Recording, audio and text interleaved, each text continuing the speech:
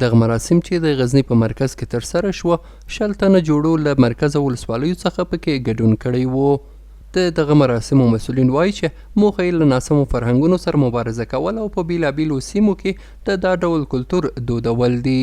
هدف ما از این راه اندازی از عروسی است که ما بتانیم که سهولت ازدواج را برای مردم بیان بسازیم تا هر قوم، هر قبیله، هر قریه بتونن در قریه خود، در قبیله خود امیر رقم چند نفر یک جای شون، عروسی خود یک جای بگیرن. په همدې حال کې ګډون کوونکي علما وایي چې زموږ ټولنه په خراب اقتصادي حالت کې ده او له خپلو هیوادوالو غواړي چې په ودونو کې د بېځایه لګښتونو او ناسم کلتور په وړاندې مبارزه وکړي.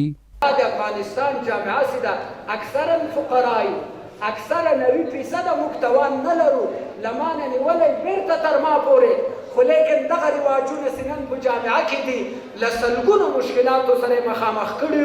ګډون کوونکي ځوانان د دې مراسمو له مسؤلینو څخه په مننې سره وایي چې د دوی د ګډون موخه د واده د بېځایه لګښتونو څخه ډډه کول دي.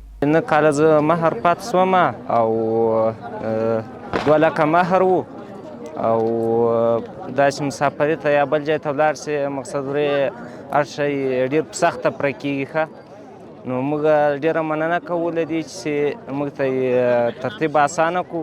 دا مراسم په داسې حال کې ترسره کیږي چې په ټول هیواد کې د ډله ییزو ودونو دود زیات شوی.